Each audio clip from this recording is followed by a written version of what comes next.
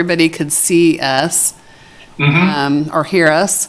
So Rebecca and Christina, it looks like you both are here. Yep, there's Rebecca.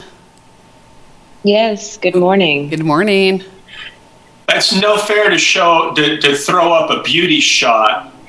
The rest of us had to comb our hair. I assure you my hair is combed. Yeah, and that shot was actually taken an impromptu, so I wasn't prepared for that shot either. Oh, wow. First day of working at the Lawrence Public Health Department, so. Oh, wonderful. It's lovely. Thank you. And then, oh yeah, okay. We've got, by my clock, we've got 4 more minutes or so. Okay, we've still got people joining us. Pardon? Hi, Sarah, welcome. All right, so Sarah is our quorum number, so we have a quorum now. Excellent. How are folks holding up?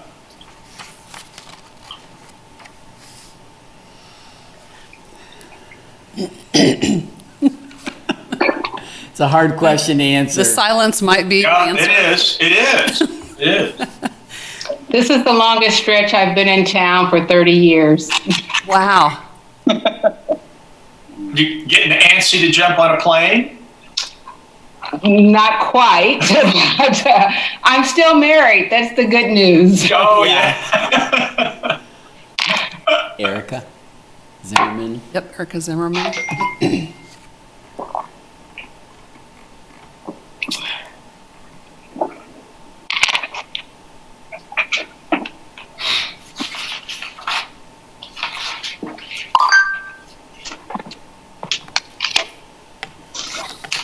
Did you unlock the door? In case, I'm seeing, there's nobody, but I didn't know. No, but let me go do that. We just unlocked this one. Okay.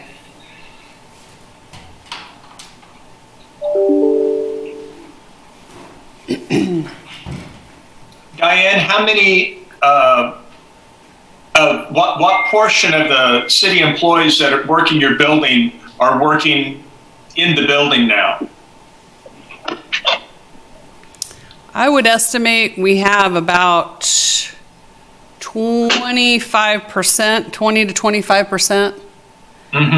At City Hall, we have quite a few people who have the ability to work remotely for the functions, some that don't.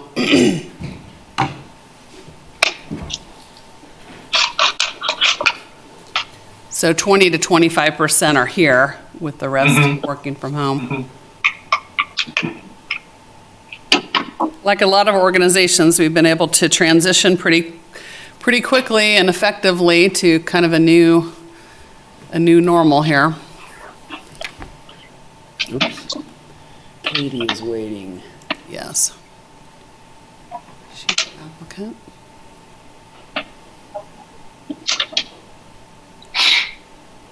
I guess I'll have everybody since not everybody's on video.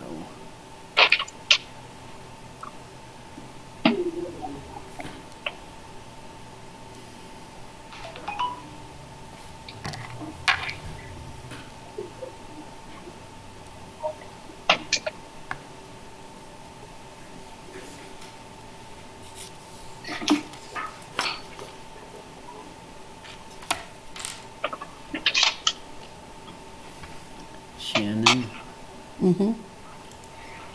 Porter, do you want to start at 11?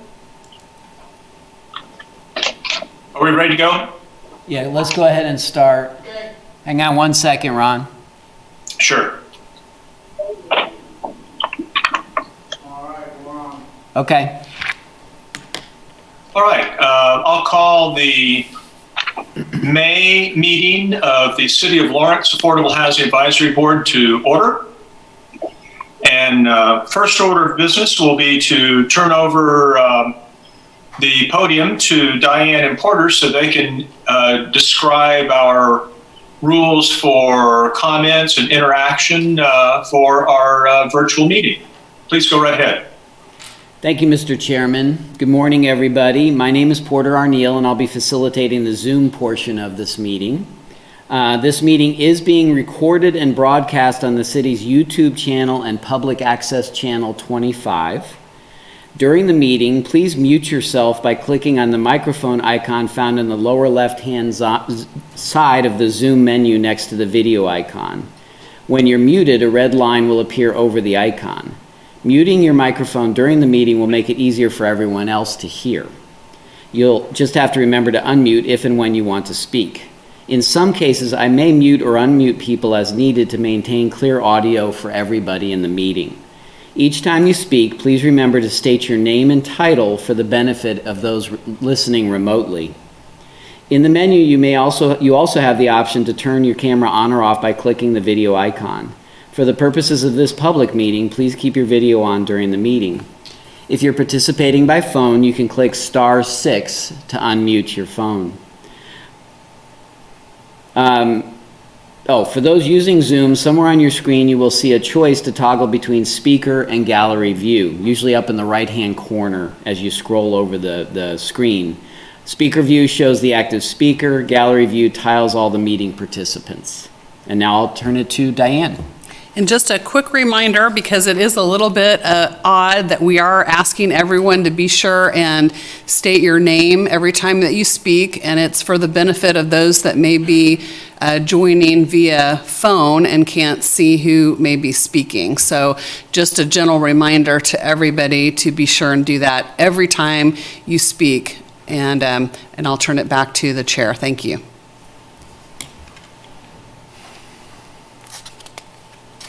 Thank you. Is that all, Diane and Porter? Yes. First item on our agenda is public comment.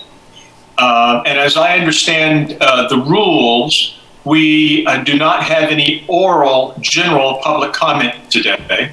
Diane, were there any written public comments of a general nature submitted?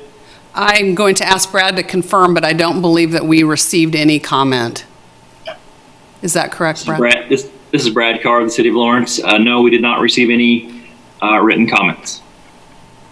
Thank you, Brad.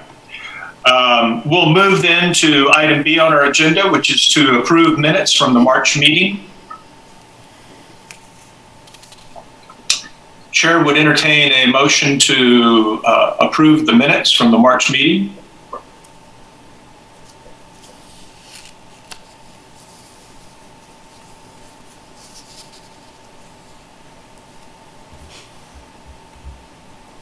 Be bold.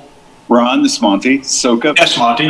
I move that we approve the minutes from the previous meeting as written. Do we have a second? This is Shannon Oury. I second. Thank you, Shannon. All in favor of the motion, say aye. Aye. Aye. Aye. Aye. Opposed, same sign. Hearing none, the minutes are adopted unanimously. But we'll move to agenda item C1, receive our monthly financial report. Good morning, everyone. I'm going to share my screen quickly. This is Danielle Bushcutter with the City of Lawrence, Budget and Strategic Initiatives Administrator. And I'm going to pull up the monthly affordable housing financial report. As it is shown to you today, our revenues are exceeding what we initially anticipated they would be at, particularly for the sales tax and the interest amount that we anticipated receiving in this fund. The one major caveat that I would have with this is that, as we've talked about before, the sales tax figures are 2 months behind. So at the end of May, we will actually receive our sales tax figures for March, which is when COVID really started impacting the City of Lawrence. So at this point, we don't quite know the extent of which we should anticipate that impact affecting this fund in particular. But it is something that I think is important for the board to be kind of cognizant of and aware of as we move forward. But at this point, we don't have a good estimate of what that impact is going to look like. So that is all I have to share, unless anyone has questions.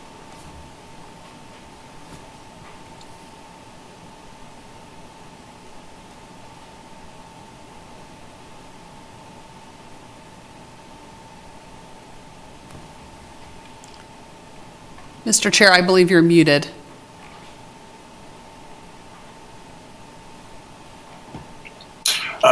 Thank you, Danielle. I do have a question about forecasting future revenues. I think it was this morning I saw an article in the Lawrence Journal World about the city anticipating an $8 million shortfall in revenue. And I assume a significant portion of that is sales tax revenue. If that's the case, can we extrapolate from that what the impact might be on the AHAB funds? Danielle Bushcutter, Budget and Strategic Initiatives Administrator. That's a great question, and it is a report that we're bringing forward to the commission tomorrow at their meeting to talk through kind of priorities and having kind of that overall discussion.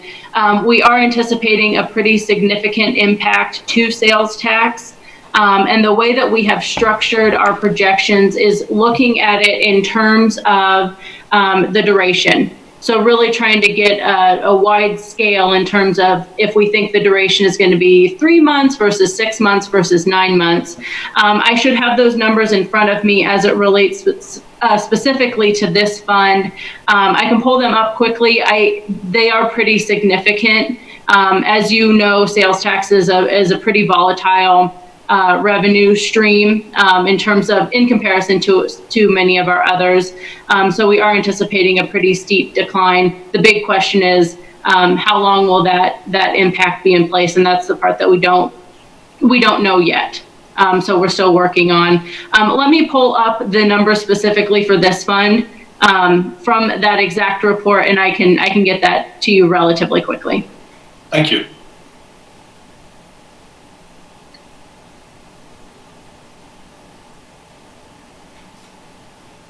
Ron, I've got a question on that. I've lost track of where the city is on funding the Penn Loft project. I believe they approved the funds to do that, but I didn't catch whether or not they approved that to come out of the trust fund, or if that was some other funding sources. Because as I recall, our recommendation was we think it ought to be funded, but not necessarily out of the trust fund. So if that's the case, go ahead. Yeah, we were a little ambiguous as to the source. The source, exactly. So did they choose to fund that out of the trust fund? And if so, are we going to have, that was half of our anticipated income for the year already, because that was as I recall, those were unrealized funds that they were dedicating. I can answer that. This is Diane Stoddard, Assistant City Manager. Yes, the funds would come out of the Affordable Housing Trust Fund. What hasn't been worked out is the exact timing of that, but we do need to show that it has been encumbered, so it is a liability that will be due this year at some point. Thank you, Diane. Any other questions or comments regarding, yes, go right ahead. Well, I would just say that the key to that then, to me, is that if our sales tax income is down 50% and we've spent 50% of what we anticipated having, we may not have anything to award in November. So it's something to keep in mind, or very little.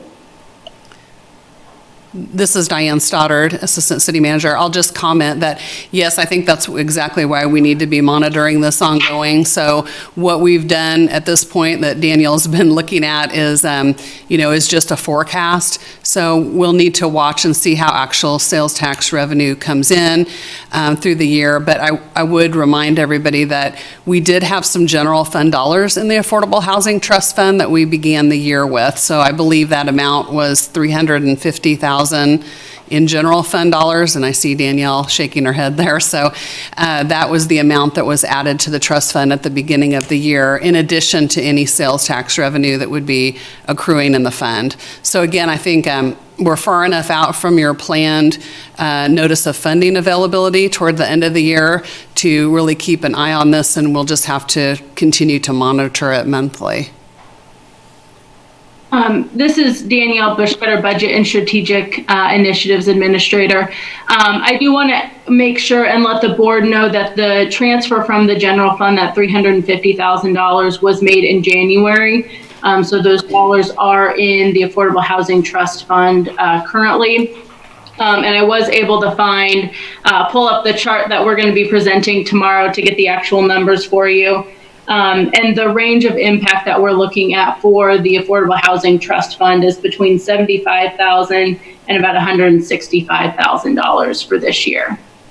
So that's kind of the range of impact depending on duration. And as always, when we talk about things, there are a number of variables, a number of unknowns. That's just to kind of provide context and give you all kind of a range to kind of think through. But as Diane mentioned, given the timing that this board has with the allocation happening much later in the year, by the time we get to that point, we should have a much better idea and a much more refined figure for you all as we get towards those kind of major decision points.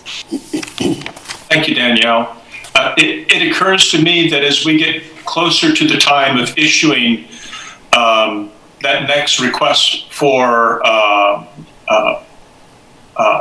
grants, that we will need to have a thoughtful discussion about, do we modify our priorities in any way because there will be less funds available than originally anticipated? For example, not pitching this idea, but as an example, we may decide that with less funds available, we want to focus on high priority short-term needs as opposed to longer-term needs, without even identifying what those might be. So I had a note here to add a discussion item at the end of our agenda today, just to ask the question, should we be modifying or changing our priorities or our goals in any way as a result of the pandemic? And if so, what might those modifications be?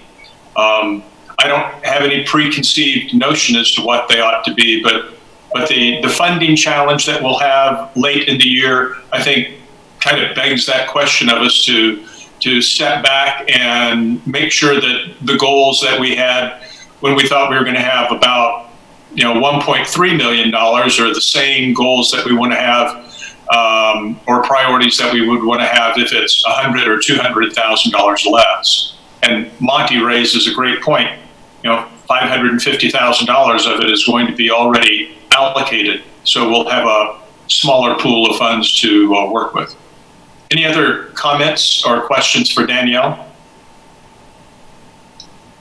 Seeing none, let's move to the next agenda item, which is C2, and that's review of the 23 Tennessee Project Performance Agreement. Yeah, this is Danelle Walters. I can take that agenda item. Porter, is it okay if I share my screen? Yeah, that's fine. Okay, great.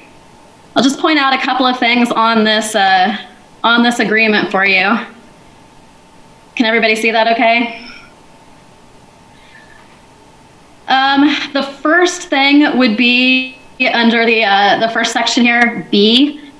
And also I should add that we do have Kate Oak from the project if we have any questions for her. So she's in attendance today.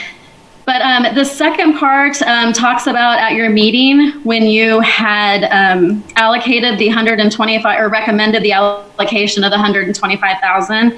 And this also breaks down the project totals in terms of how many are going to be affordable and what the makeup of those are.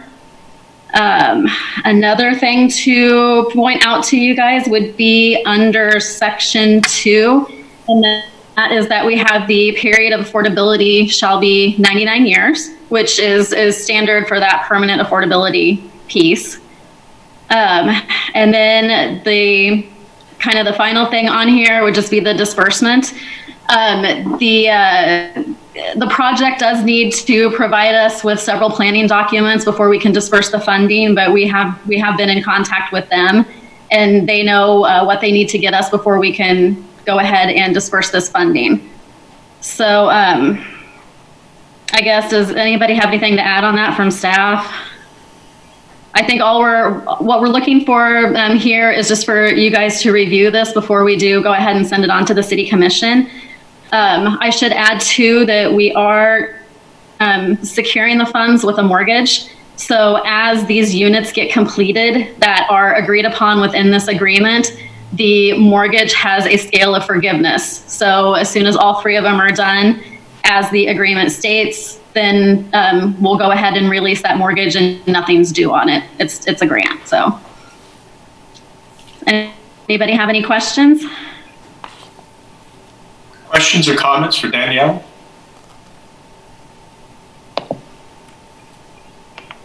Thank you, Danielle. You need from us a formal action of recommending the agreement to the City Commission, or simply to review it and not take any action?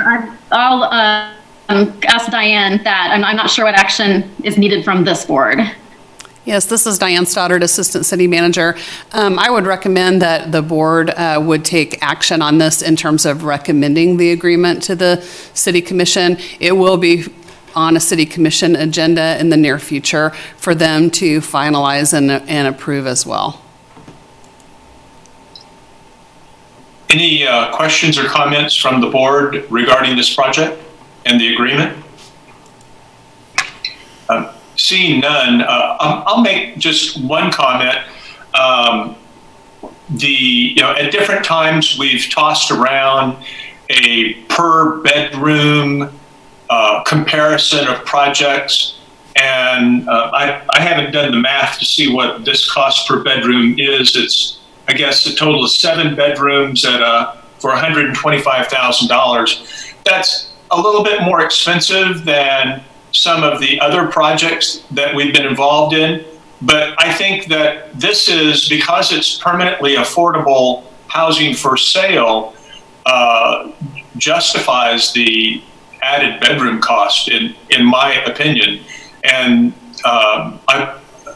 as we move forward and make comparisons amongst projects, I'd like to see, my own position would be that the permanent housing for sale would be in a category of comparison separate from, for example, rental housing that's guaranteed affordable for 30 years. They're both housing, to be sure, but they fall into slightly different categories in my mind, and direct comparisons of the per bedroom costs become a little bit nonsensical in my view. It would be, I think, very appropriate for the projects that provide permanent housing for sale to continue to come in at a higher per bedroom cost than temporary affordability for rental units. That having been said, the chair would entertain a motion to recommend favorably to the City Commission the 2310 project performance agreement. So moved. Thomas Howard, Lawrence Border Realtors. Thank you, Thomas. Do we have a second? This is Patrick Kelly. I'll go ahead and second. Thank you, Patrick. Is there any final discussion or questions on this item? Seeing none, all in favor say aye. Aye. Aye. Aye. Those opposed say no. Hearing none, the agreement is approved without objection. Thank you.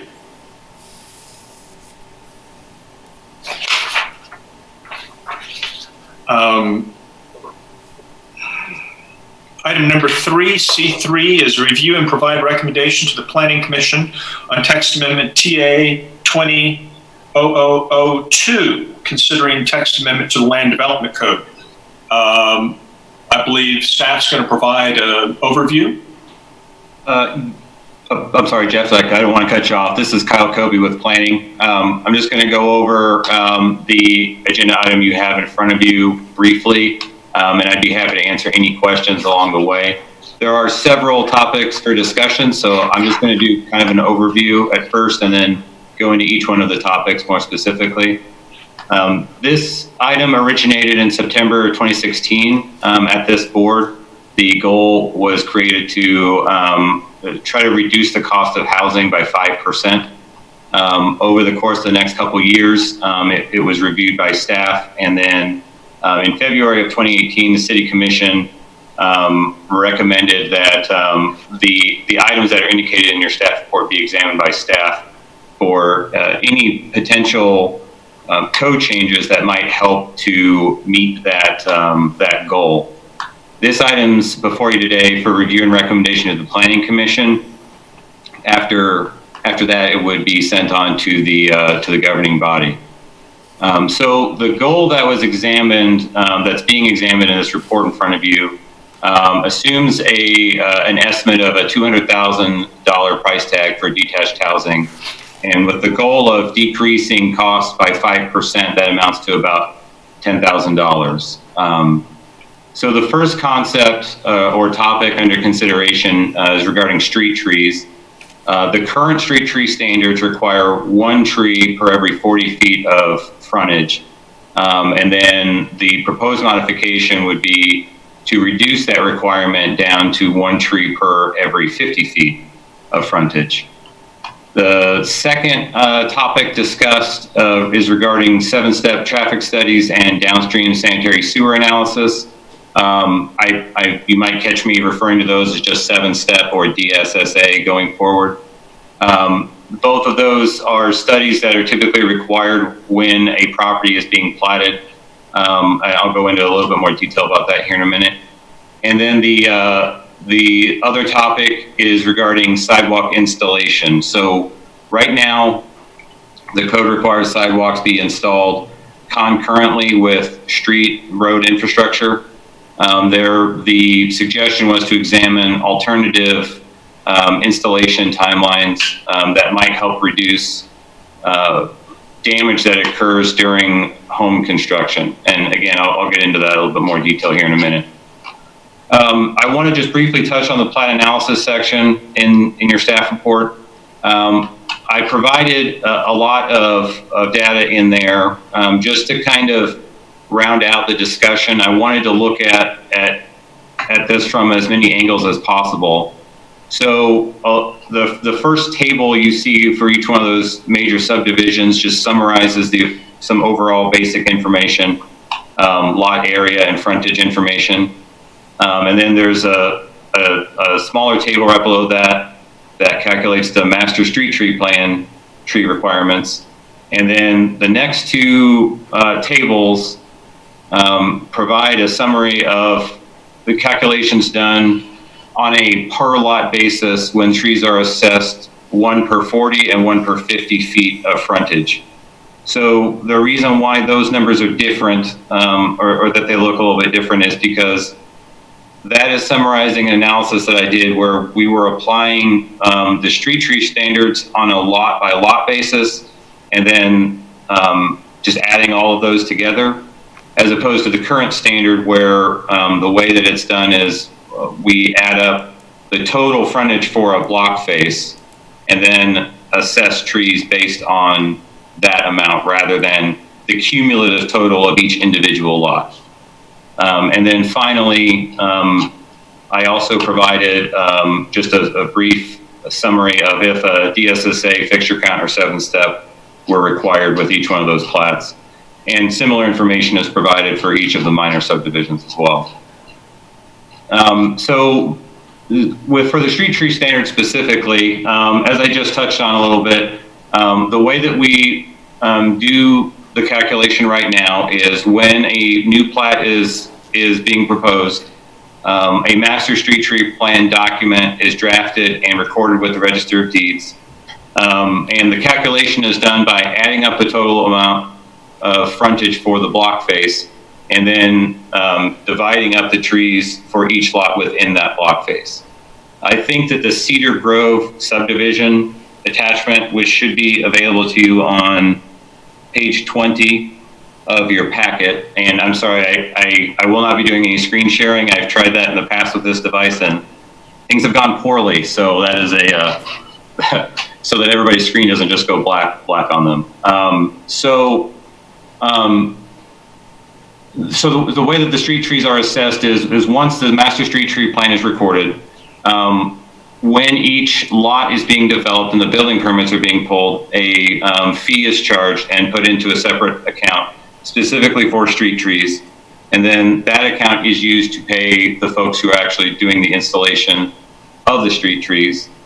And all of that is outlined in City Administrative Policy 83, which should be available to you on pages 28 to 30 of your packet.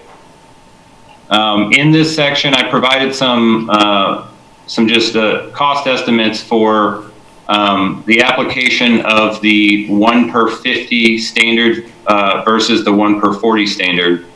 And I provided a couple of the summaries in your staff report.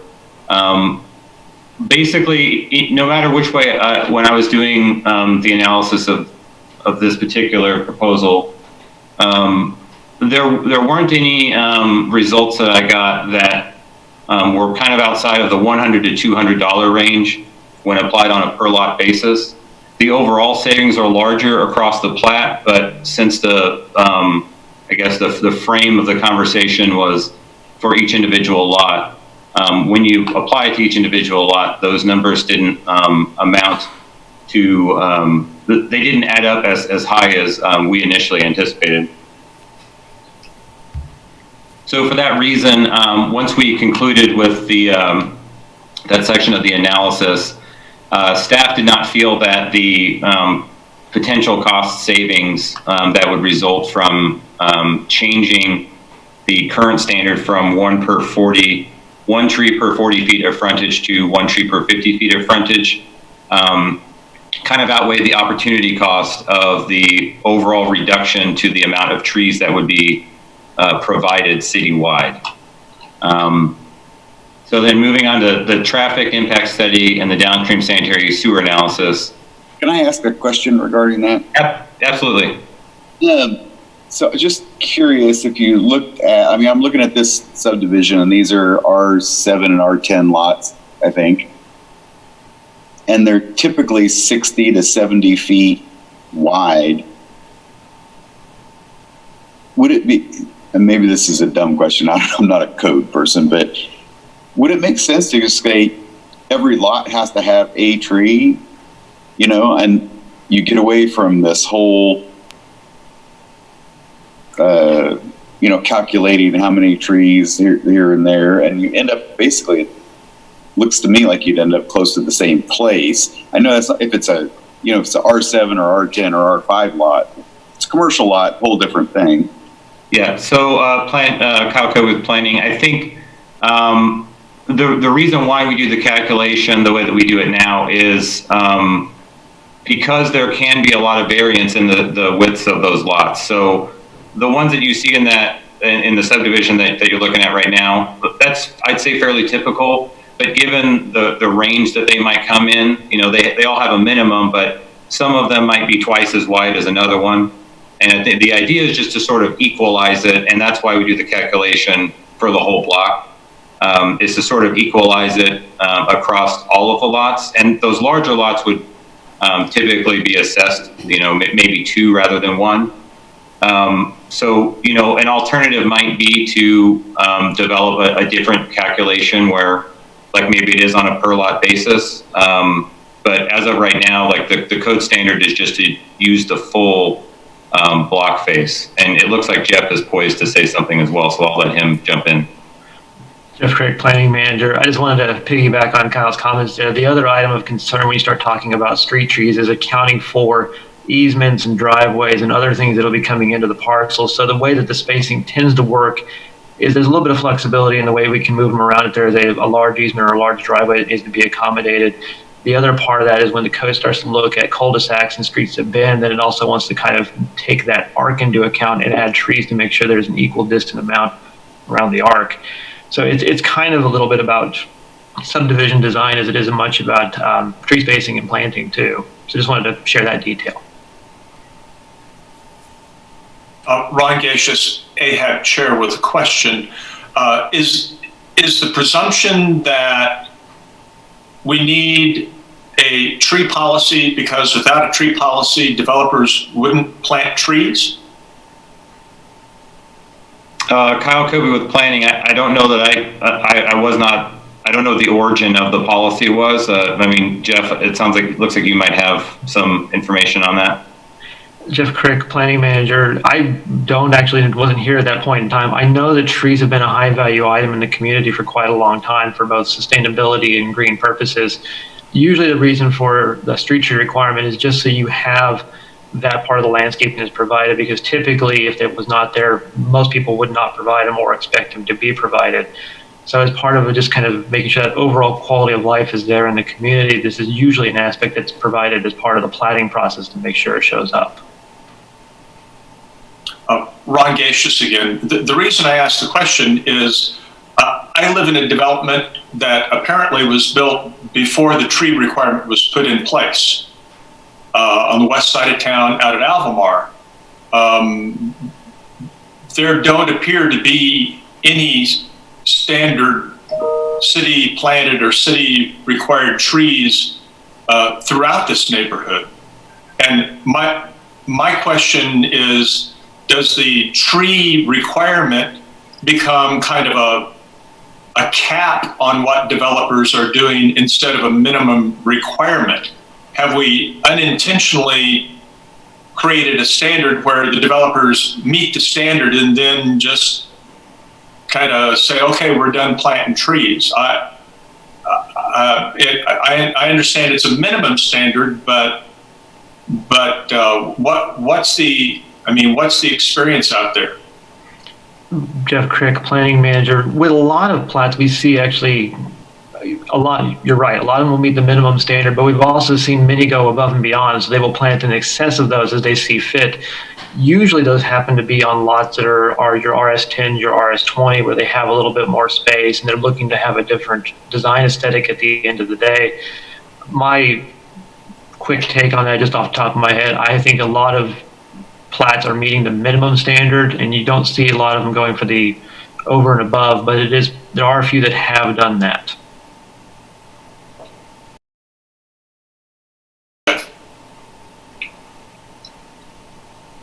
Are there, Ron Gacious again, are there any questions or comments for Kyle or Jeff regarding the tree standards? I think this is Monty Soka, Justice Matters. I think the only thing I think I would consider, I know that the savings wasn't significant, but if and maybe the number's right, I just wonder if going from 50 to 60, yield just double the number. Is that an acceptable spacing? Does that get us acceptable number of trees when we're trying? I mean, the cost here is partly to reduce the cost, and that's less product. I mean, in this case, so did you consider whether that's an acceptable? Because if you look at this plat, that would be basically one per lot, because these lots are about 65 to 75 feet wide for the most part. And then by the time you factor in your cul-de-sacs where there's only 30 or 40 feet of frontage and some bigger lots, you're at about one per lot. So just wondered if we thought about that or if that's worth exploring.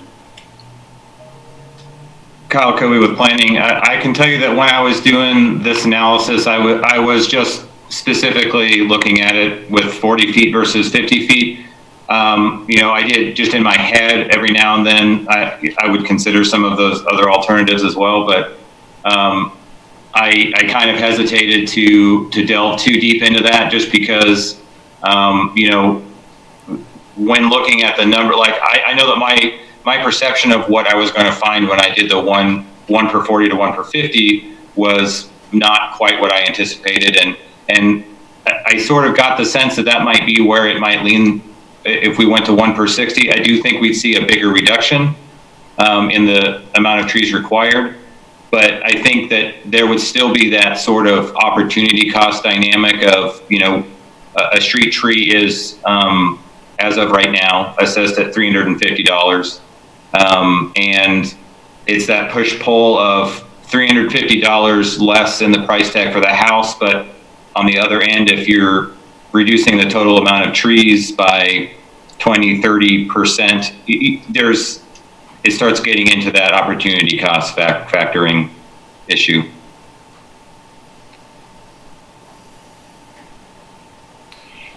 Any other comments or questions for Kyle or Jeff?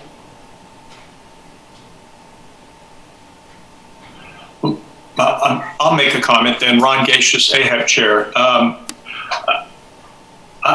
I wasn't surprised at the outcome of this analysis, but I also, in the grand scheme of things, I thought that that looking at only one option gave us only a peek at what might be done to consider this issue. And as Monty suggested, looking at some other options, I think might produce some favorable results that wouldn't be out of step with the original purpose of the tree requirement. For example, what if the city standard was a minimum of 1 tree per lot, with a second tree required every 60 feet if the lot is wider than 60 feet? I have no idea. That might even result in more trees being planted if there was a minimum of 1 tree per lot, regardless of the frontage on the street. But that would, depend entirely on what future lot sizes are and that type of thing. There's also the option of, well, what if you required 1-inch trees instead of 3-inch trees, or whatever the current standard is? I remember looking at it, but I don't remember what it is off the top of my head right now. And as I said, I'm living in a neighborhood that doesn't have, I think was built at a time when we didn't have a tree requirement. Trees all over our neighborhood. Many of them were the native trees that were left on the lots by developers. And this is a relatively affluent neighborhood. People have planted lots of trees. I know that in every neighborhood we don't get that result. But it seemed to me that we didn't look very deep for opportunities to reduce costs in this area. I have a similar observation regarding a couple of the other items we're going to look at. Shall we continue then with the next item? Yes. So Kyle Kobe with planning. So the next topic covered in the report in front of you pertains to the 7-step and DSSA studies. There were a couple different costing estimates that I had to go off of, and I tried to incorporate both of those in the write-up in front of you. So the 7-step traffic impact study is done as it pertains to the discussion at hand here for all residential developments with 11 or more lots. So, a lot split or a smaller scale residential development wouldn't necessarily or probably would not need to complete a traffic impact study. And there is also a waiver process available for 7 steps in general as well. So development projects anticipated to generate 100 or more trips would definitely, I would say close to 100% of the time, you're going to anticipate seeing that requirement during the plating process. And then the downstream sanitary sewer analysis is similar to the 7-step in that the 7-step gauges the development's impact on the existing transportation system. The downstream sanitary sewer analysis does the same, but for the city's wastewater system. And again, there's an alternative to this process in the form of the fixture count analysis. And I provided both a blank DSSA and blank fixture count sheets between pages 21 and 25 of your packet. Downstream sanitary sewer analyses are done in accordance with Administrative Policy 76, which is also in the attachments. And a similar, something that was indicated in some of the materials that I was reviewing was that it looked like there was some concern that these studies were being applied for simple lot splits. I did not find any lot splits that required a DSSA. It's not uncommon for a fixture count analysis to be required for projects like that.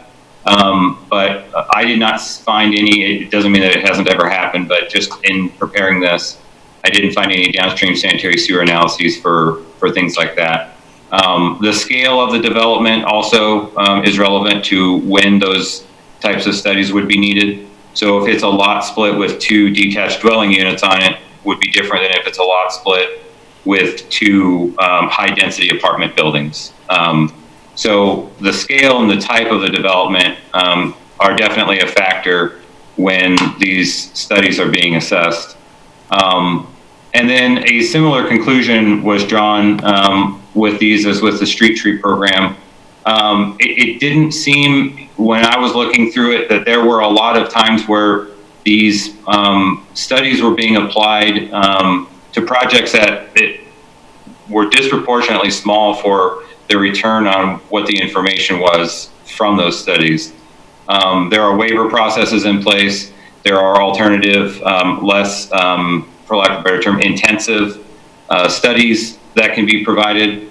But staff felt like the value that these studies provide in being able to assess the impact on transportation system, wastewater system, is very important to make sure that we're not overtaxing or overextending the public infrastructure that's available in a way where for relatively small cost reduction, we might potentially be seeing long-term negative consequences just from less information, if nothing else. And I can move on to the sidewalk installation topic now, or I don't know, are there any questions about this section before I move on? Any questions for Kyle? Any comments about this section by anyone? Please continue, Kyle. So the final, Kyle Kobe with planning, the final topic covered in this report pertains to sidewalk installation. Just this was the one I think that in developing the report in front of you probably went through the highest degree of review and revisions. Ultimately, at different points we examined alternative strategies such as requiring sidewalk installation at the time that the house is built, or establishing a threshold of some kind where when a certain amount of the lots on a block or in a plat were completed, then the remainder of the sidewalk would have to be installed. But in just looking at how the code works now, how the reviews are done, and in talking to several members of MSO staff specifically, there were some potential issues that seemed like they kept coming up when I was discussing the alternatives with them. And those are provided in your staff report. There's a bullet point list that kind of makes up the bulk of this section of the staff report. That sort of just outlines, the concern is that there is potential that there might be some cost savings in that since the sidewalk wouldn't be installed prior to the house being built, you wouldn't necessarily get the damage from, you know, the crews that are going to construct the house going over the sidewalks and thus damaging them and then requiring them to be repaired. But, you know, again, the opportunity cost of that is,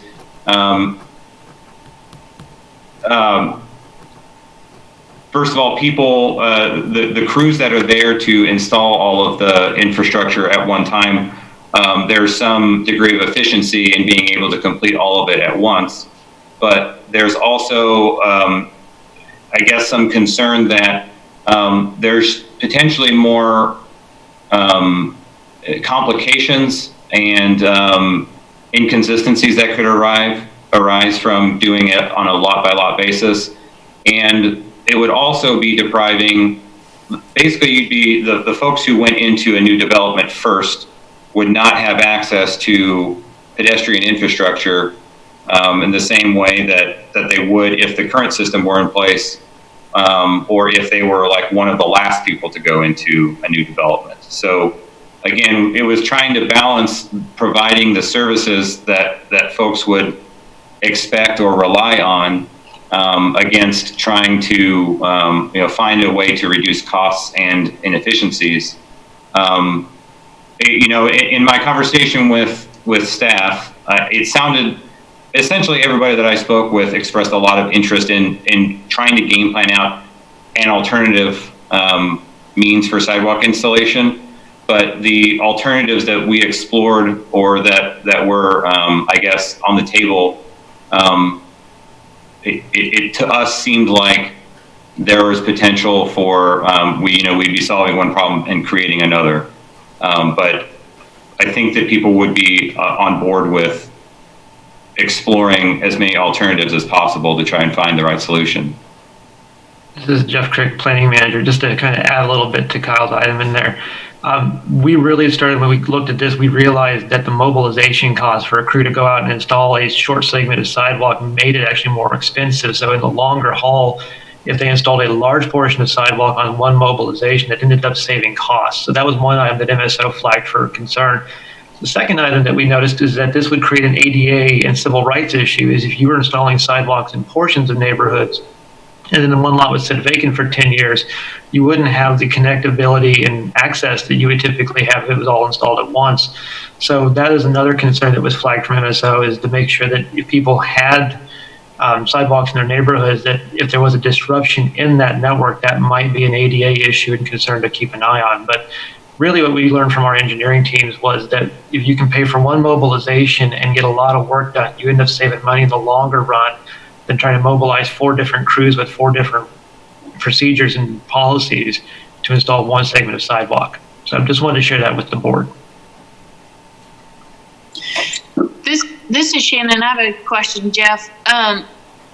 Is that analysis, does that apply also to the sidewalk on both sides of the street? Or so would ADA require that? Or would you be able to go do a sidewalk on one side of the street and still be in compliance? Jeff Crick, Planning Manager, that's a great question. I believe it will depend sometimes on the width of streets and what is going on each side, but typically the requirement for both sides of the street for sidewalk segment comes from the subdivision regulation. I don't know if it is derivative directly out of the ADA rules or not. We'd have to do a little bit of research to confirm and check on that part. This is Monty Sokup. I think there's a opportunity here, maybe, with one, leaving the code the way it is and allowing the contractor or developer to put the sidewalks in all at once if there's a cost savings to them. I think another alternative, which maybe would be their choice, not necessarily, they could certainly do it the first way, but the second would be to require sidewalk, ADA compliant sidewalk access to any building that is getting a final certificate of occupancy. Because you haven't added an inspection for the city. It's simply, does this does this facility have access? And that would allow them to put in the sidewalk as they choose, requiring that it be there when they get an occupancy permit. And if they skip a lot, they're going to be forced essentially to get access, across that vacant lot to that lot they want to sell. Just one thought on how you might be able to implement an option for the contractor to put it in when they want to put it in. Rebecca Buford with Tenants to Homeowners. I love that idea, Monty. I think that what's missing, I completely understand in larger developments there's a cost savings, but if we're doing 2 or 3 lots, there isn't really the same economy of scale, and there is damage, and repairing one sidewalk costs more for a smaller, affordable infill development where we're building 3 to 5 houses. So our ability to say, gosh, we can control and make sure the sidewalk is built before occupancy permit, but that might allow us to not do it at the beginning because we're going to build one house at a time and roll those over for a year and avoid certain damage makes sense. And I know most developments aren't that smaller scale, but a lot of affordable housing are smaller infill development. And that's, I think, where there could be a little more cost savings directly towards what we're trying to get at, which is affordable construction. Other questions or comments from the board?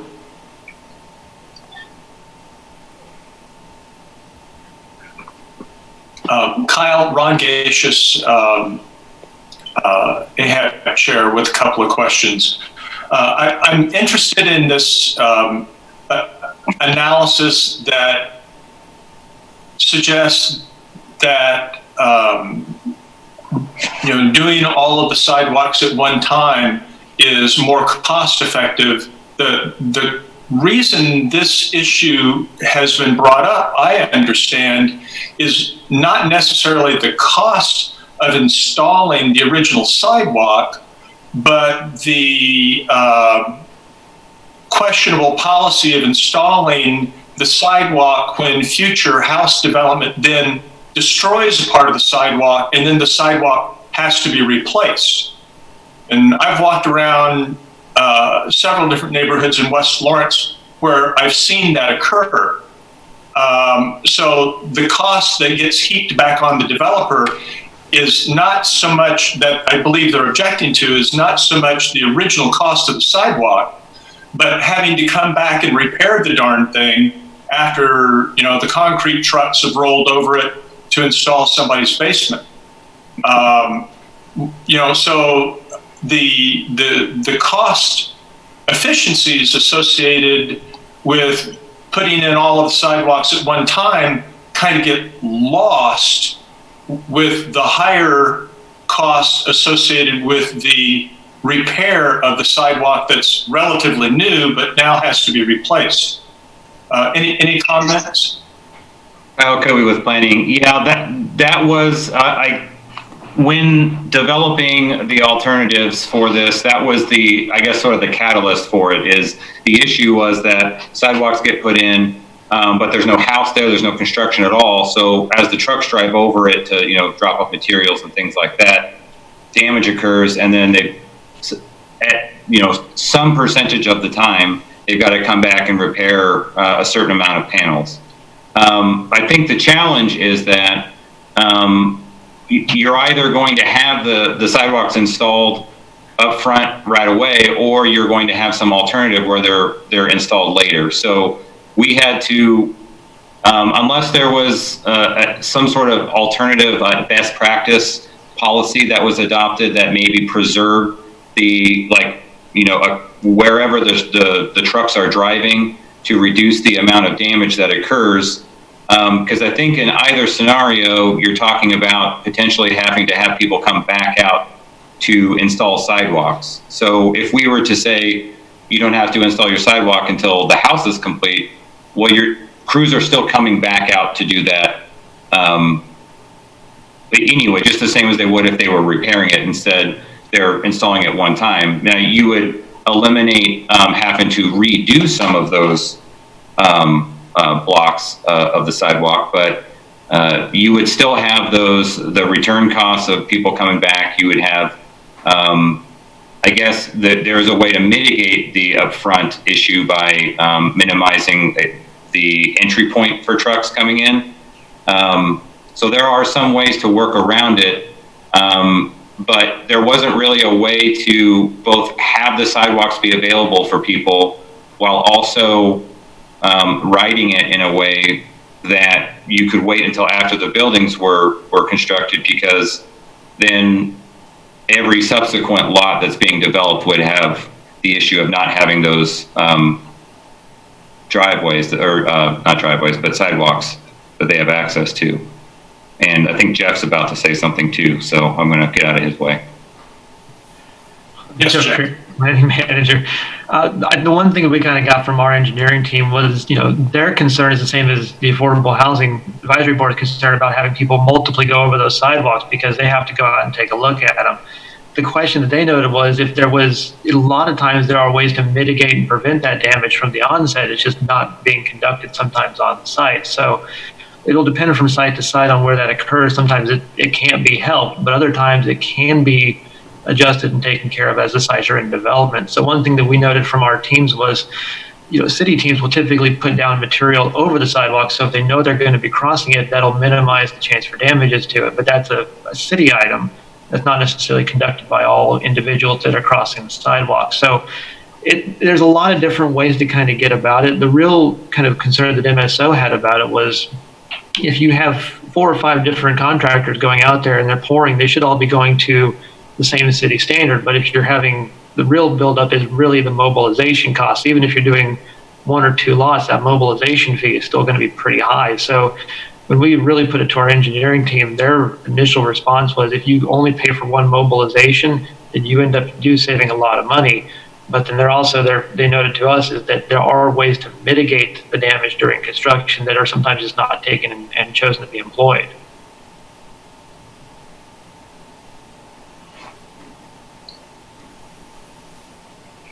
I have another question regarding the report in this area, and that has to do with the projected cost for replacement of a section of sidewalk from the home builders. I think was in the range of $600 or was it $550 or $600 a 5-foot square, something like that. And the city's contracted price was substantially less, I think around $250. Would it not save more than 50% if the city just installed sidewalks rather than requiring the private developers to do it? If the developers paid for the sidewalk at $250 a square rather than the $600 a square they're having to pay now, wouldn't that result in a savings of more than 50%? Kyle Covey with planning. I think this might be, so I provided those different pricing estimates as a way of sort of framing the cost of, the upper limit and the lower limit. The city's sidewalk amount that you're referring to results from the sidewalk improvement program that's underway right now, and that's where those quotes came from. And those estimates are based on, I guess, large-scale repair rather than large-scale installation. And I think that might have something to do with why you see a gap in those numbers, where the cost per panel for installation. This is just my takeaway from the information that I've been given, is that there's a little bit of a difference there. And Jeff, do you have something else on that? Jeff Crick, planning manager. The one part I will chime in is that concrete is like steel at the moment. The prices are fluctuating heavily, so it's hard to know at which moment you're going to get for which price of concrete. So there is some of that, as the chair suggests, they're possible that if there is an economy of scale that could be used, and that would help save the cost. That is not necessarily in the city's administrative policy and code at the point for that kind of development pattern to occur. But yeah, right now it's the gentleman that takes care of our sidewalk program made a comment to me that it's every week that price can fluctuate. So it's very akin to steel prices, and even new wood prices are also in a very similar motion right now. So there's a lot of different dynamics that go into that could be evaluated and taken a look at going forward. I'd also like to ask a question or make a comment about the analysis that argues in favor of putting sidewalks on both sides of the street at the time a new development opens up, so that the people that are the early occupiers of those homes have an opportunity to go up and down the sidewalks, and we place a value on that, and the argument is that that value is higher than the savings that might be associated with looking at some alternative option. If there's a 40-unit subdivision that goes in, and I'm the first person in the neighborhood, I'm the only one using the sidewalk. But all of the cost gets put in up front by the developer, and the potential is there for every subsequent home construction to result in damage to a sidewalk and having to rebuild part of the sidewalk. I would like to see more of an explanation, or I guess a stronger argument that the benefits to the first few people in a neighborhood are so great that it doesn't warrant looking at some options for saving the cost of rebuilding parts of the sidewalk a second time. That's not a very persuasive argument as I've heard it articulated so far. Yeah, at least planning managers. The one part I would mention is we were starting to kind of run into some competing values here. But it's the difference between what you're seeing with the Affordable Housing Advisory Board and a different interest that's coming out of both the Multimodal Transportation Commission and the Planning Commission, where pedestrian-oriented development and allowing for equal and equitable access to sidewalks and bicycle lanes and those kind of things are starting to kind of clash a little bit. So it's a hard thing to kind of reconcile for going forward. I will mention that, the Planning Commission will see variances to the subdivision regulations. I think they've seen probably 2 or 3 in the last 3 to 5 months, that the information coming from the developers, or there's some kind of a hindrance in there. And I apologize, I think my video just dropped off a little bit. Is that, you start to go through those various procedures, and there is a way to kind of go about them. But there is a high community value placed on having equitable sidewalk access throughout a development and through neighborhoods. So it's a hard thing to reconcile the need for affordable housing and the need for those different items. And Kyle Kobe with planning, if I can just jump in real quick and piggyback on that. Just personally, when in developing this, one of the struggles that I had was trying to balance all of these competing interests was, especially for this item, difficult because, I don't have even right now a sense of, I know that this is an issue that occurs more than never, but less than always, but I don't know what amount of variance there is from one development to the next as far as how many lots this might be an issue for, or how many of those panels there are. So it's very difficult to get into really specific, and I think that this was, to your point with the question that was posed, getting really specific about balancing those competing interests was difficult on this one specifically because I didn't have the ability to really do a full costing estimate of what that impact is right now with the current policy.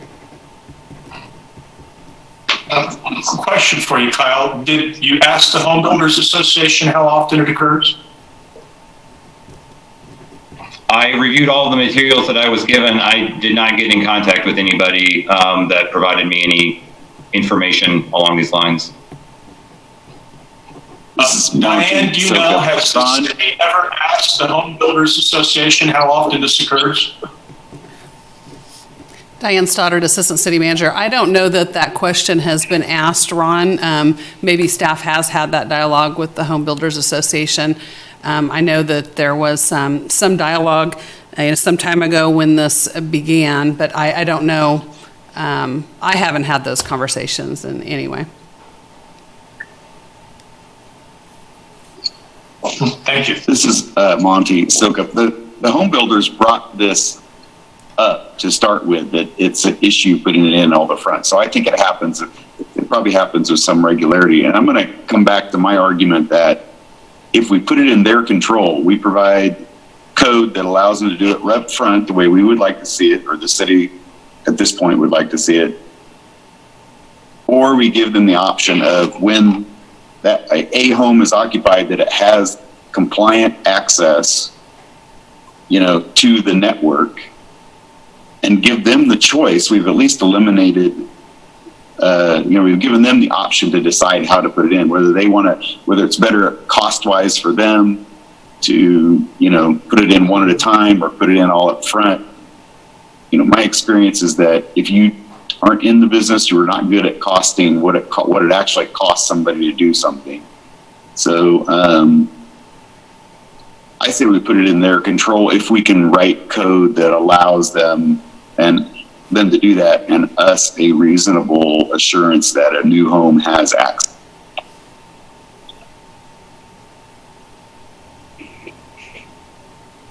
Other questions or comments for Kyle or Jeff?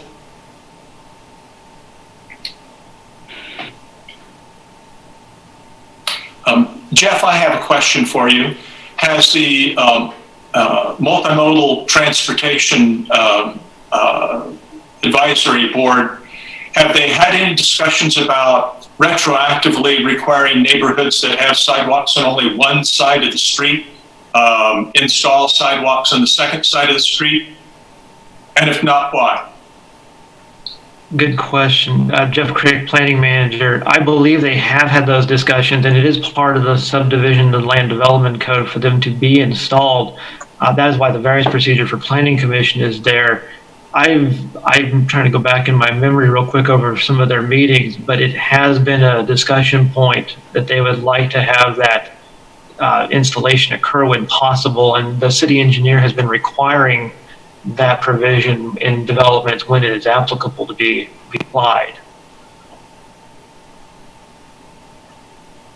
Thank you.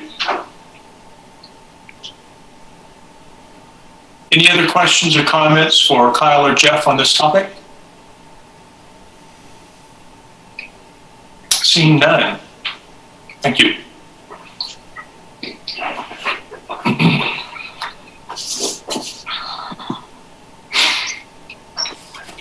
Diane, what are you looking for from us in the way of comment or recommendation or analysis? What's the next step in this process? So as explained by planning staff, this has several additional steps that it'll be going through. And so I think it's just generally seeking any feedback that this board might have to this. I think that you've raised some good questions. You've touched on some of the issues that are a challenge with this, and in that there is some conflict of values in some of these issues. So I think in general, there's been some question in some of the discussion here that I think is helpful as it relates to the question about the ADA and sidewalks, and what the ADA would say with regard to the timing of construction of those, and that may be an overarching question that we want to make sure to answer here. But I think generally just recording any comments that you all have as we move forward in the process of taking this through the other steps. And Jeff may have some other comments about process.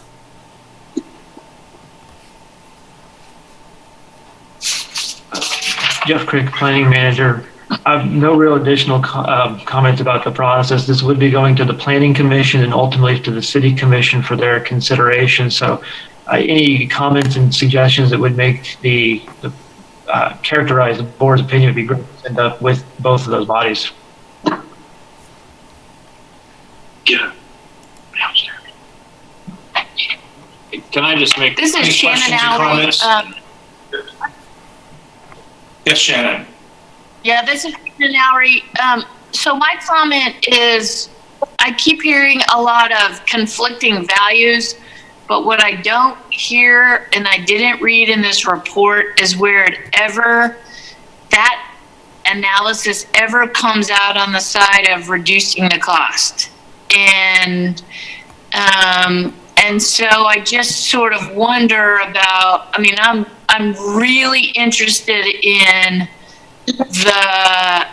do we have to have a sidewalk on both sides as required by the ADA, and when and how long do you have to do it? Because if I recall correctly, that was from the builders, that was sort of one of the biggest things.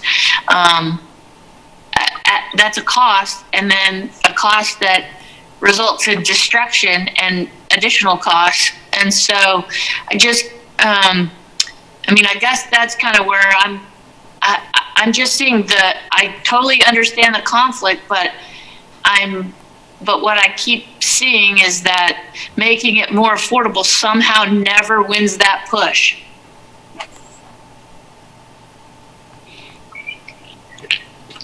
Yeah, Thank you. just I Kelly, I concur with that comment. Yes, Patrick.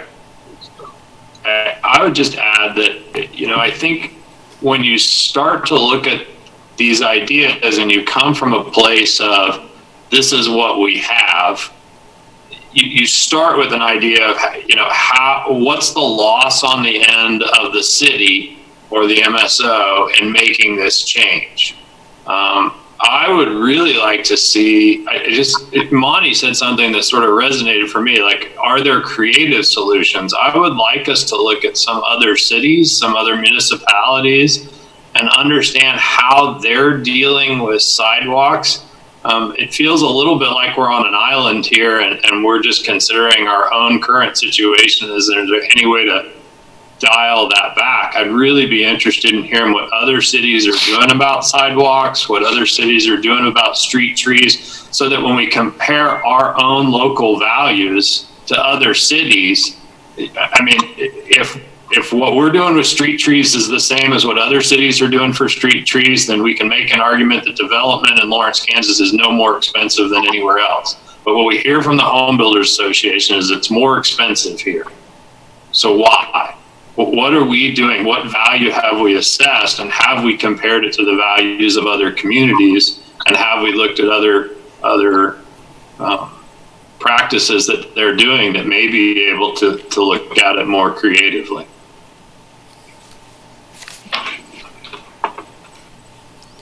Thank you, Patrick. And I'd like to reiterate. I think that ties in directly with the competing values issue that was raised by Shannon. I'm of the impression that when many of these policies were put in place a decade, 15, 20 years ago, no one was talking about the impact on the cost of the housing except maybe the home builders.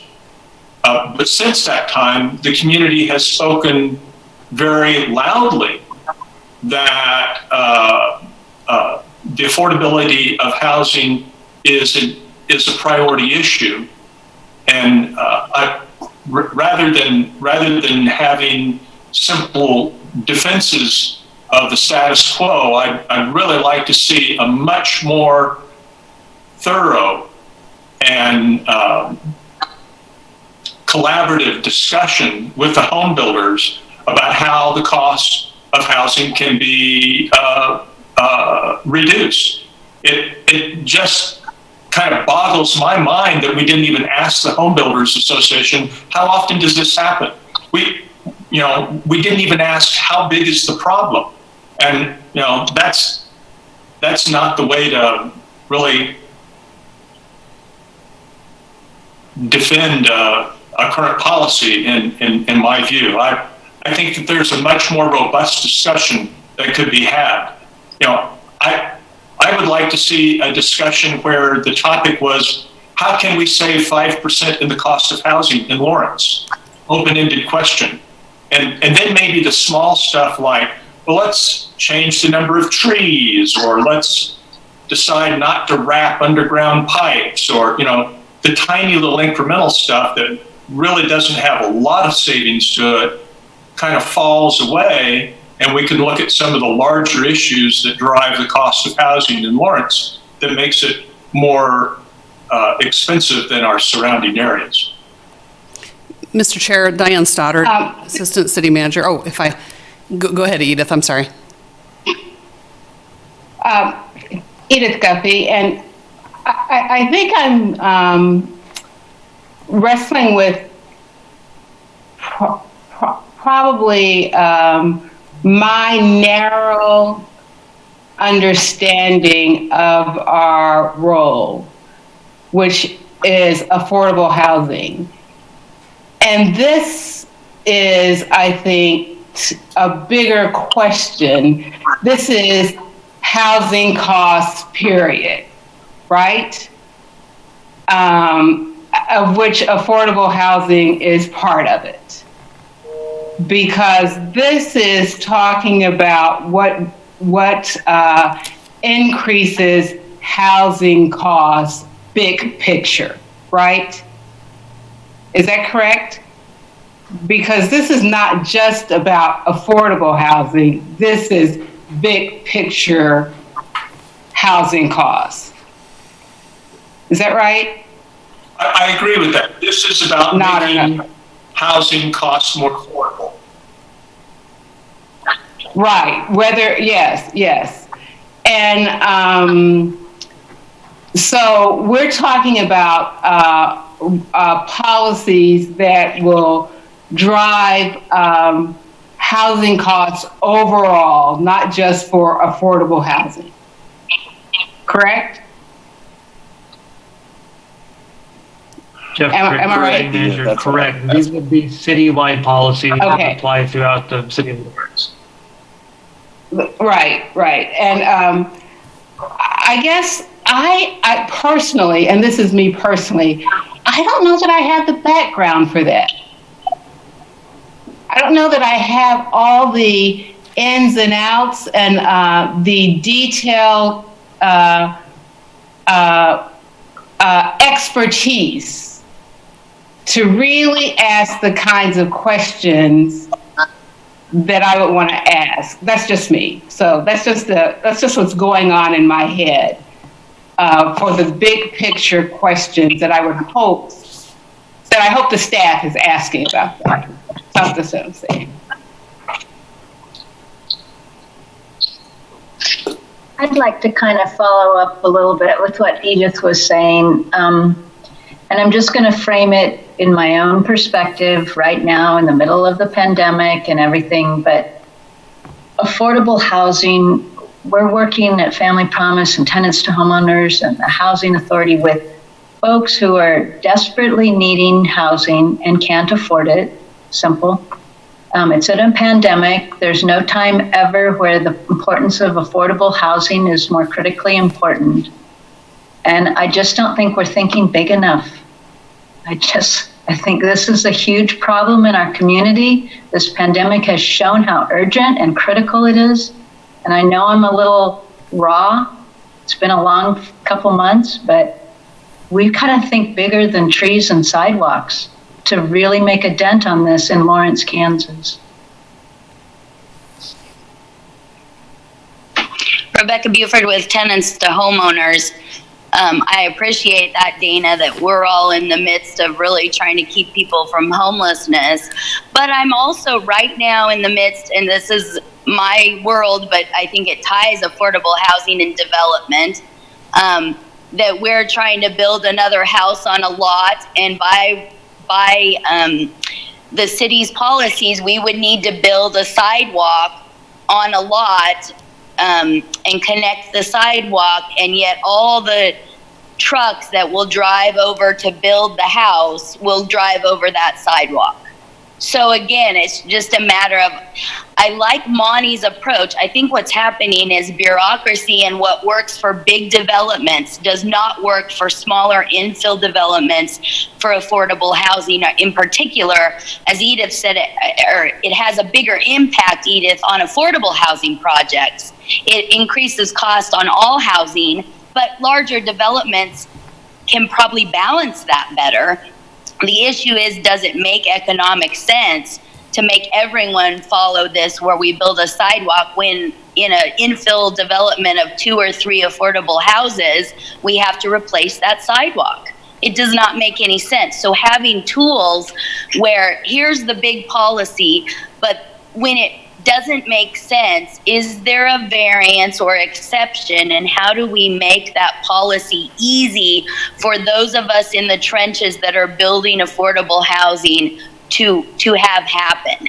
And I know the city says there's variances, but sometimes that process is not very easy to do. So again, saying if our priority is affordable housing, can we streamline that request? Now, to be fair, I did talk to the city on this particular instance, and they are working with me on an agreement where I've said, if we don't end up building the house, I will have the connecting sidewalk built by the end of this year.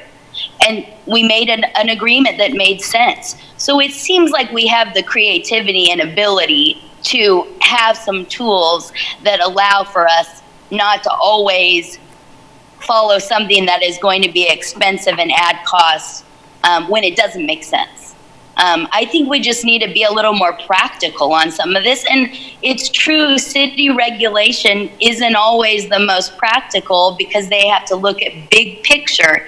Is there a way for our goal of affordable housing to give us some exceptions to the rules that deal with the fact that people need affordable housing, and that is our value right now?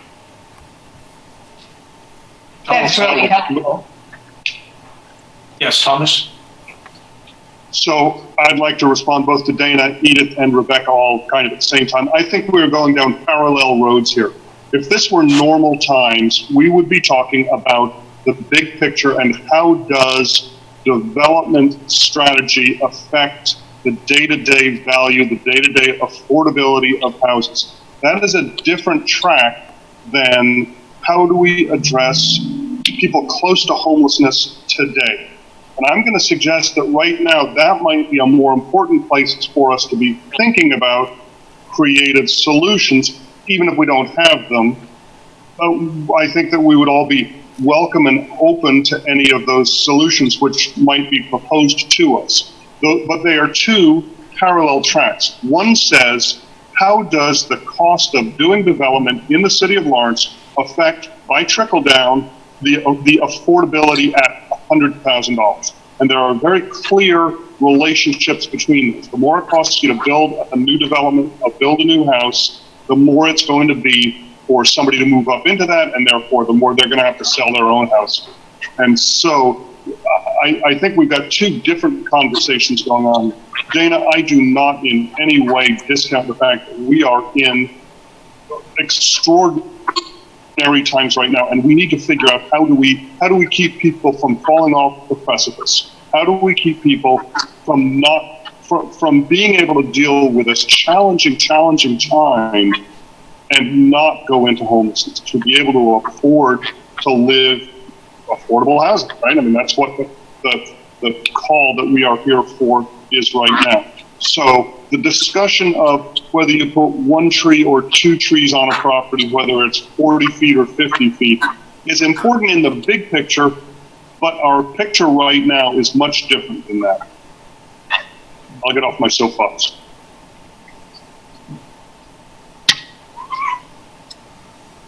Good discussion. Other comments? Other questions?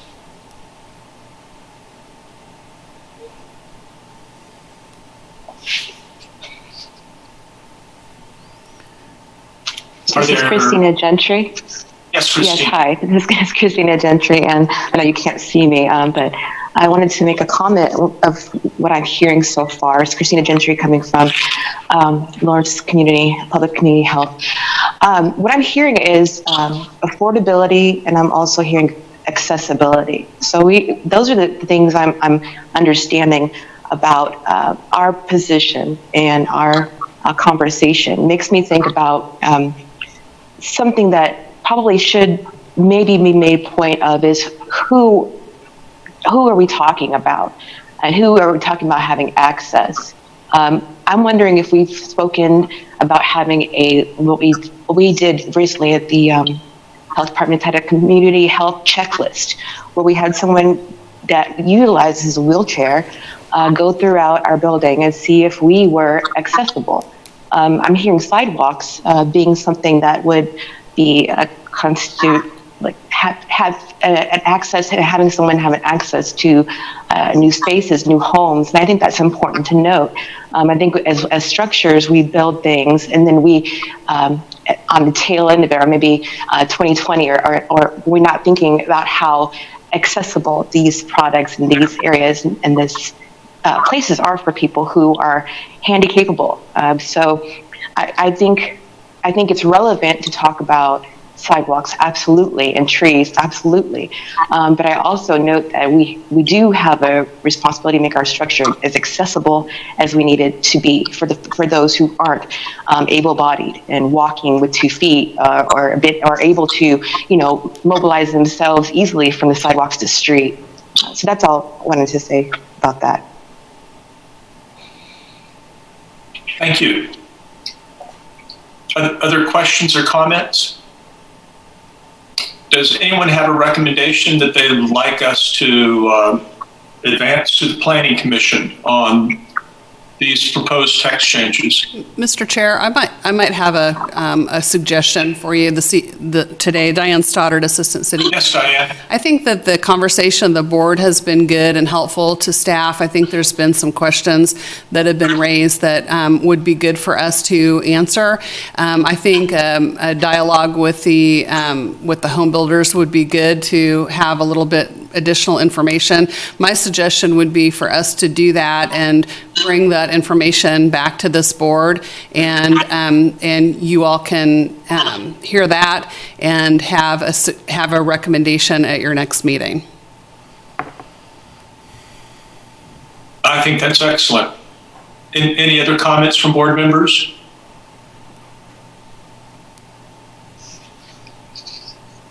Let's plan on that then for our next session, or maybe not our next session, but after you've had an opportunity to meet and have a dialogue with the home builders. Very good. Thank you.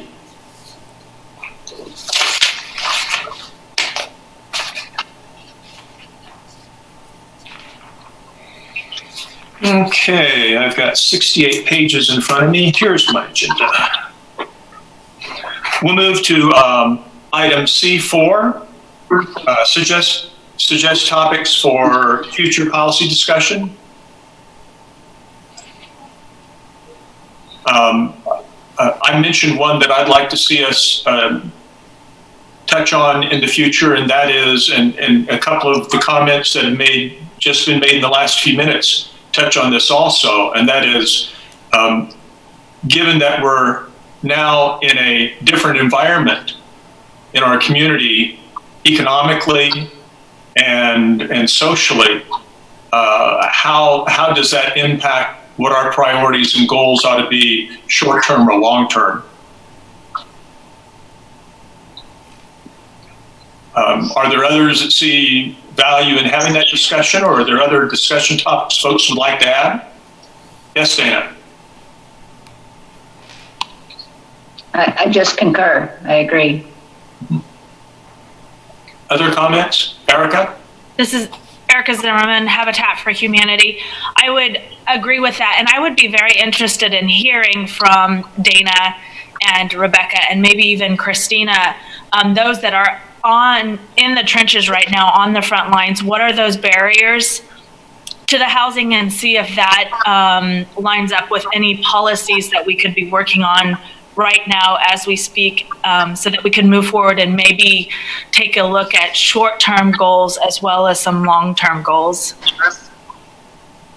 I see a lot of heads nodding. Policy is concerned. Yeah. Yeah, lots of heads nodding. Any other comments, other suggestions, or, I mean, that's a big space right there. Sounds like an area of high need for us with our next discussion, with our next meeting.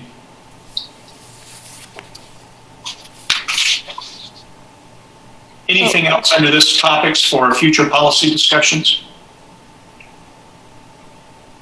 Seeing none, we'll move to the next agenda item, which is D1, discuss September 14th retreat options. And Diane, I'll turn it over to you. Yes, I think that you all had some discussion about whether you wanted to have a retreat the day of September the 14th, and whether you wanted to do that. I think you have a regular meeting date that day scheduled. That would be your regular meeting day, 11 o'clock. And whether maybe doing something in the morning that would roll over into your regular meeting time, or perhaps beginning your regular meeting time and rolling over to the afternoon, was just a general question that we had for the group. If you have any input on us, so that we can schedule that time for you. Diane, I've noticed one item on when I open up my calendar, the only other thing that I have on that date is the ribbon cutting or the opening or something for the LMH West facility. I don't know if that'll take any city staff or you know, that was a date that it was announced a couple of months ago before we all got shut in. I don't know if that's still a good date or not, but and I wasn't planning on being at that. I just dropped it onto my calendar for some reason. My preference for that date would be to extend the meeting, if we are meeting in person. Monday mornings are a time when I like to get my week organized and be able to lay things out. And so I would prefer to have our meeting extended as opposed to meeting prior to and taking it into it. Other preferences from board members?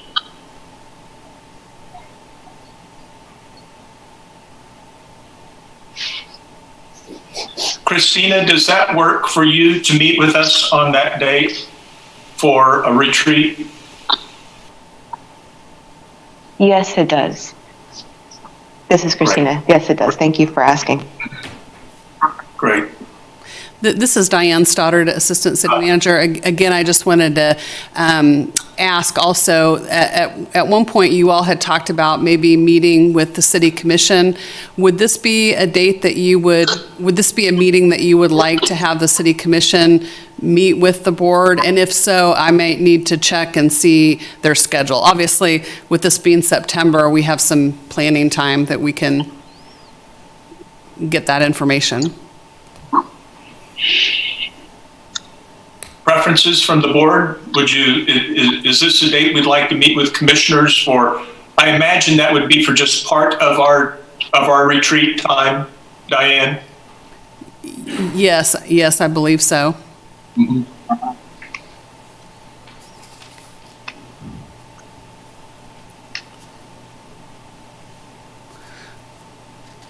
Yes. I see Tom's got a thumbs up. Meet with commissioners? Yeah, lots of heads nodding. Okay, very good. Yes, if we could plan on, an hour with commissioners?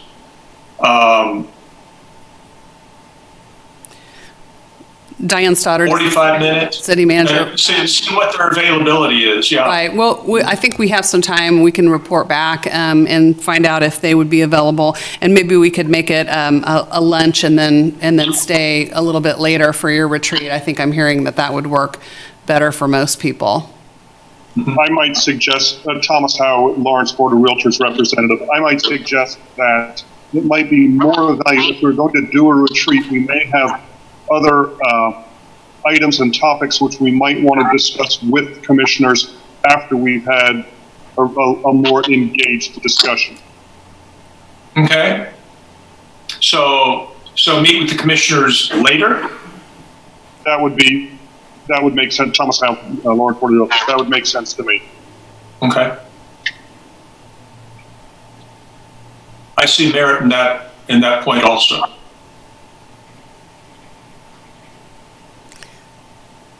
Diane, why don't you just check on availability for that date, but not try to book anybody at this time? We don't have a lot of opportunities to get together outside of our formal monthly AHAB meetings and have more in-depth conversations. And it could very well be that we'll fill the available time with our own in-house discussions and maybe don't want to take time away to meet with commissioners at that time, but meet with them shortly after in some fashion. Very good. Diane Stoddard, Assistant City Manager. Why don't we, for now, we'll put a calendar item together, and maybe if you all can save this date on your calendar for the afternoon, there from 11 to, say 4:30 or so.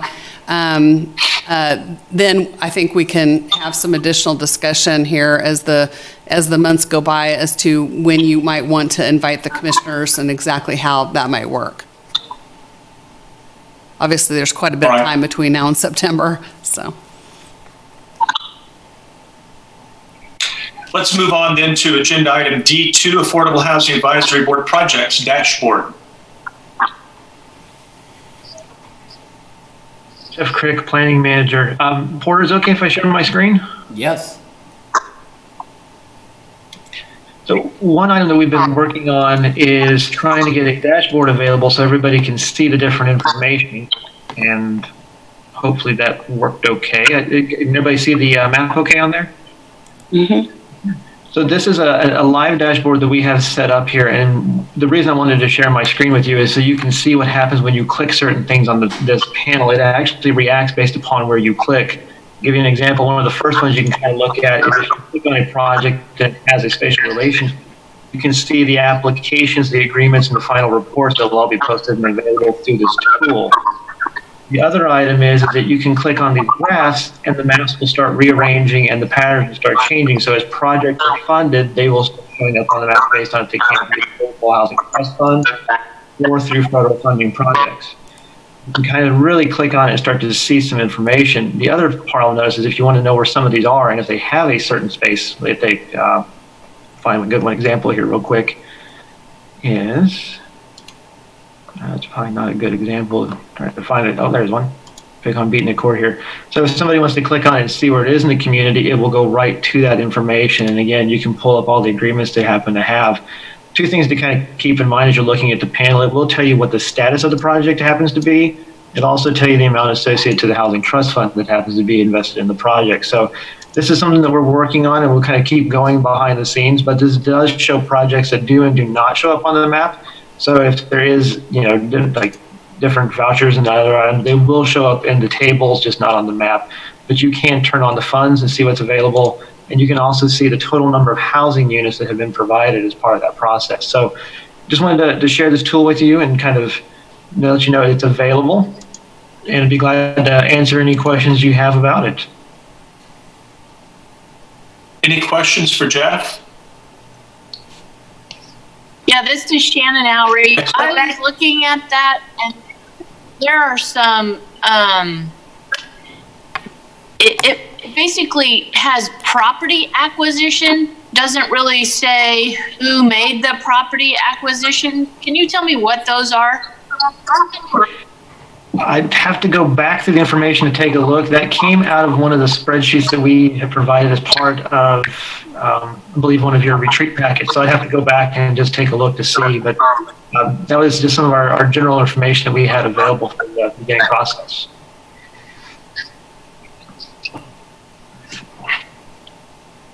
Other questions for Jeff?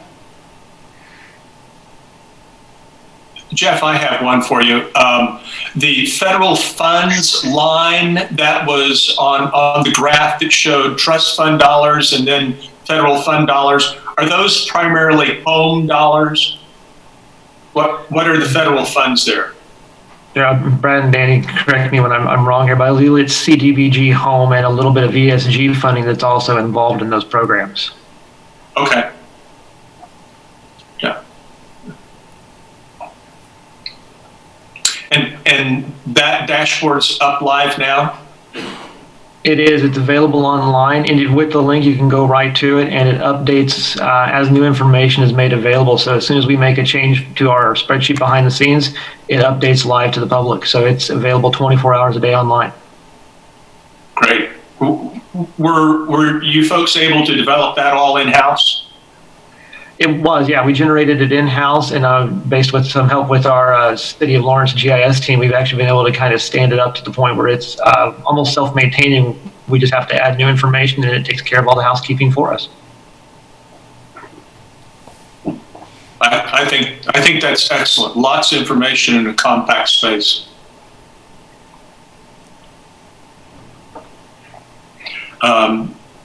Any further comments or discussion regarding the project's dashboard? Seeing none, I will note that we have our next meeting scheduled for June 8th. And my guess is we'll probably be in a Zoom session just like this. Don't know how long that will continue. Frankly, the commission meeting room isn't very user-friendly, I think, for 15 or 20 of us to gather and maintain 6-foot separation. So we might be looking at Zoom meetings for the next few months at least. So lots of unknowns out there. Any other final comments or questions from anyone? Seeing none, thank you tremendously for your patience today. Great discussion on all these topics. Staff did a wonderful job, I think, with your reports. Greatly appreciate all of the information. And I know there'll be some really solid follow-up on a number of these items, and look forward to the reports back. And with that, the May meeting of the Affordable Housing Advisory Board is adjourned. Thank you all very much.